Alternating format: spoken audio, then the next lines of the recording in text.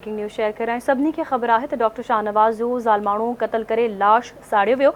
सिंधु नवाज़ घांगरो जो इहो चवणु आहे। 13 नवंबर ते कराची प्रेस क्लब आॾो एहतिजाज कंदासीं। अवाम खे एहतिजाज में शरीक थियण जी अपील कयूं था। सिंध यूथ एक्शन कमेटी पारां चयो वियो आहे पुलिस जी जांच रिपोर्ट में क़ातिल खे तहफ़्फ़ुज़ ॾिनो वियो आहे। सिंध जे अवाम जो मुतालबो आहे त डॉक्टर शाहनवाज़ कुंभर जे क़त्ल जी अदालती जांच कराई वञे। असांजो मुतालबो आहे त सभिनी क़ातिलनि खे गिरफ़्तार कयो वञे। सिंधु नवाज़ घांगरो जो चवणु आहे वाक़े में मुलविस पुलिस अमलदारनि खे गिरफ़्तार कयो वञे। हथियारबंदनि सां गॾु हिकु क़ातिल जो काफ़िलो निकिरे थो ऐं गिरफ़्तार नथो कयो वञे। उमर सरहंदी पहिरियां बि माण्हुनि जे क़त्ल जी फ़तवा जारी करे चुको आहे। उमर सरहंदी खे गिरफ़्तार कयो वञे हा त डॉक्टर शाहनवाज़ वारो वाक़ियो न थिए हा। सिंधु नवाज़ घांगरो जो चवणु आहे।